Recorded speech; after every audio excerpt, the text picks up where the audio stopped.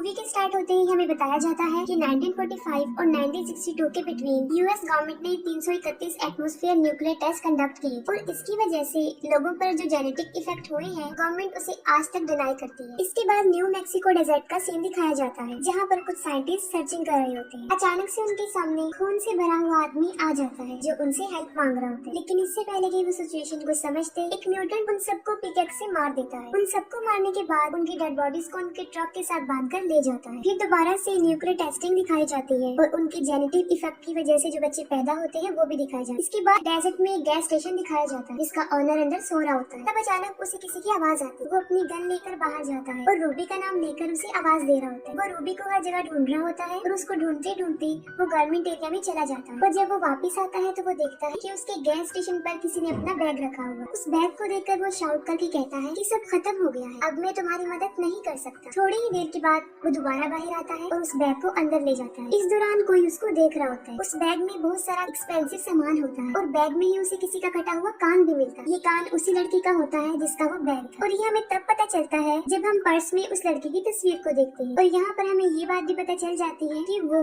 उन म्यूटेंट्स के लिए काम कर रहा होता है और वो बहुत लालची था। जब वो सामान चेक कर रहा होता है तब बाहर कोई आ जाता है। बाहर एक फैमिली होती है जो क्लीवलैंड से सैंटियागो जा रहे होते हैं। उस फैमिली में आदमी का नाम बॉब था जिसकी वाइफ एथल थी। उनके साथ उनके 3 बच्चे भी होते हैं, ब्रैंड, बॉबी और लिन। लिन का हस्बैंड डग और उनके साथ उनकी छोटी बेटी कैथरीन भी होती है। उनके साथ 2 जर्मन डॉग भी होते हैं जिनका नाम उन्होंने ब्यूटी बीस्ट रखा। कार में फ्यूल डलवाने के बाद जब वो लोग वहाँ से जा रहे होते हैं तब जैक उन्हें हिल्स के बीच से एक शॉर्टकट बताता है जो मैप पर था ही। टाइम सेव करने की वजह से बॉब उस रास्ते पर चल पड़ता है। अभी उन्हें चलते हुए ज्यादा देर नहीं होती कि वहाँ पर कुछ स्पाइक जो कि हिडन होते हैं उसकी वजह से गाड़ी क्रैश हो जाती है और पत्थर से टकरा जाती है और साथ ही पंक्चर हो जाती है। उनके डॉग वहाँ से भाग जाते हैं और बॉब भी उनको लेने उनके पीछे चला जाता है। बॉब समझ रहा था कि ये सब कुछ हाई टेम्परेचर की वजह से हुआ है और वहाँ पर दूर दूर तक कुछ भी दिखाई नहीं दे रहा था और न ही उनके अलावा वहाँ पर कोई मौजूद था। बॉब भी अपने डॉग्स को ले आता है लेकिन कोई उसे छुपकर देख रहा होता है। उन्हें वहाँ से निकलने के लिए कोई भी उम्मीद नजर नहीं आ रही थी। तब बॉब डिसाइड करता है कि हम अपनी हेल्प के लिए यहाँ से पैदल ही जाएंगे। बॉब दोबारा उस गैस स्टेशन पर जाएगा और तभी डग उसी रास्ते से अपना सफर आगे तय करेगा और सब लेडीज भी बॉब के साथ होती हैं। बॉब एक गन खुद रख लेता है और एक बॉबी को दे देता है क्योंकि डग ने गन रखने से इनकार कर दिया था। इसके बाद वो दोनों अपने अपने रास्तों पर निकल जाते हैं। ब्रेंडा ट्रेलर का दरवाजा खोल देती है और ब्यूटी वहाँ से भाग जाती है। उसके पीछे बॉबी भी चला जाता है। ब्यूटी के पीछे भागते भागते वो काफी आगे निकल आता है। फिर उसे वहाँ पर खून नजर आता है और वो खून का पीछा करता है। तब वो देखता है कि किसी ने ब्यूटी को बीच में से चीर फाड़ के मार दिया। ये देखकर वो काफी डर जाता है और वहाँ से भागने की कोशिश करता है। तभी वो व्हील से नीचे गिर जाता है और बेहोश हो जाता है। एक डिफॉर्म लड़की उसके पास आकर बैठ जाती है और वो लड़की कोई और नहीं रूबी होती है। बाकी म्यूटेंट जैसी बिल्कुल नहीं थी। वो बॉबी को अपने भाई गॉगल से बचाना चाहती थी जो कि ऊपर बैठकर ब्यूटी का पाँव खा रहा होता है। दूसरी तरफ डग चलते हुए एक बहुत बड़े हॉल तक पहुंच जाता है। इसमें बहुत सारी गाड़ियां खड़ी होती हैं। वो उन गाड़ियों के पास जाकर देखता है तब सारी गाड़ियां खराब होती हैं और कोई भी चलने के काबिल नहीं होती और बॉब को गैस स्टेशन तक पहुँचते पहुँचते रात हो जाती है। वहाँ पर वो जैब को ढूंढता हुआ अंदर चला जाता है। तब उसे वही बैग नजर आता है जिसमें कटा हुआ कान था। वहाँ पर उसे और भी बहुत ज्यादा सामान नजर आता है और वहीं पर न्यूज़पेपर हेडलाइंस भी लगी होती हैं जिससे वो समझ जाता है कि यहाँ पर क्या हो रहा है। वो बाहर खड़ी हुई एक गाड़ी में बैठकर वहाँ से जा रहा होता है। तभी उसे जैब की आवाज आती है। वो गाड़ी से उतरकर उसे देखने जाता है। जैसे ही बॉब उसके पास जाता है जैब अपनी गन से अपना सर उड़ा लेता है। ये देखकर वो काफी डर जाता है और वहाँ से भागने का फैसला करता है। वो गाड़ी में बैठकर वहाँ से भाग रहा होता है लेकिन उसी गाड़ी में एक म्यूटेंट छुपा होता है। वो बॉब को बहुत ज्यादा मारता है और उसे बेहोश कर देता है और वहाँ से उसे ले जाता है। बॉबी भी अभी तक वापस नहीं आया होता और ब्रेंडा उसे ढूंढने के लिए चली जाती है और रूबी अभी तक बॉबी के पास बैठी होती है और जैसे ही वो ब्रेंडा की आवाज सुनती है वो वहाँ से भाग जाती है। तब ब्रेंडा बॉबी को वापस ले आती है लेकिन बॉबी उन तीनों को कुछ भी नहीं बताता। फिर सडनली वहाँ पर कुछ हरकत महसूस होती है।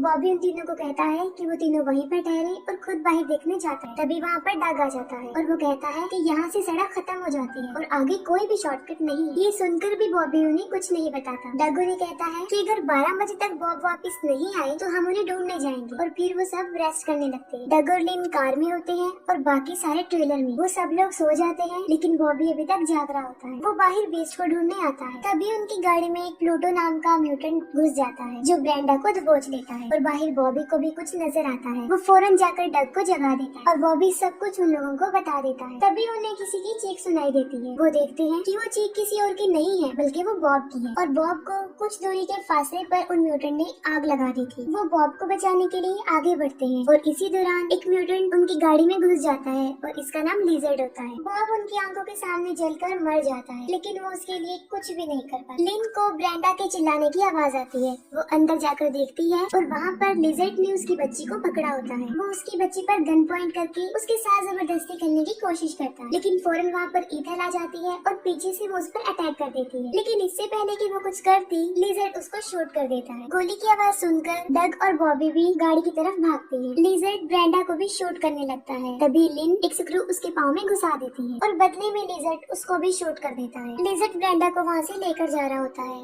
और तभी वहाँ पर डग और बॉबी पहुँच जाते हैं। डग जब ट्रेलर में आता है तब वो देखता है कि लिन मर चुकी है। ये देखकर वो काफी शॉक्ड हो जाता है और तभी उसे अपनी बेटी का ख्याल भी आता है। तभी वो इधर उधर देखता है तब उसे पता चलता है कि कैथरीन वहाँ पर नहीं है। वो म्यूटेंट उसे ले गए हैं। गूगल काफी देर से उन लोगों के ऊपर नजर रखे हुए था और तभी एक डॉग उस पर हमला कर देता है। ईथल अभी तक जिंदा थी लेकिन देखते ही देखते उनकी आंखों के सामने वो भी मर जाती है और बॉबी उन सबको मारने के लिए बाहर जाता है और डग उसे काफी रोकने की कोशिश करता है और इसी दौरान उन्हें किसी म्यूटेंट की बाहर से आवाज आती है। तभी वो बाहर जाकर देखते हैं तो बीस्ट गोगल के हाथ में एक वॉकी टॉकी लेकर आया होता है। जैसे ही सुबह होती है डग बीस्ट के साथ अपनी बेटी को ढूंढने जाता है। बीस्ट उसे एक माइन में ले जाता है और उसी माइन में इन सब म्यूटेंट्स की कब्रें थी, यानी वो ही इन म्यूटेंट्स का कब्रिस्तान था। बीस्ट उसे माइन से बाहर लेकर आता है और वो देखता है कि कहीं दूर विलेज में न्यूक्लियर टेस्टिंग हो रही है। दूसरी तरफ बॉबी और ब्रेंडा भी इन म्यूटेंट्स को मारने के लिए उनके लिए कुछ ट्रैप बिछा रहे थे। डग उस विलेज में चला जाता है और वहाँ पर उसे उसकी बेटी कैथरीन मिल जाती है। वो अपनी बेटी को लेने उस घर में जाता है तभी उसके सामने एक म्यूटेंट आ जाता है और उसे देखकर डग छुप जाता है। उस म्यूटेंट का नाम सिस्ट होता है और जैसे ही सिस्ट वहाँ से जाता है वो उस घर में घुस जाता है। अंदर जाकर वो बिग मामा को देखता है जो कि टीवी देख रही होती है। वो किसी तरह बिग मामा से बचकर कैथरीन के पास जाता है और उसे वहाँ से लेकर भागता है लेकिन बिग मामा उसे काफी मारती है और बेहोश कर देती है और जब उसे होश आती है तो वो देखता है कि उसके साथ और भी बहुत ज्यादा ह्यूमन बॉडी पार्ट्स पड़े हुए हैं। वो एक फ्रीजर में होता है और किसी तरह वो वहाँ से निकल जाता है और बड़ी चालाकी से आगे बढ़ता है। तब उसे बिग ब्रेन नाम का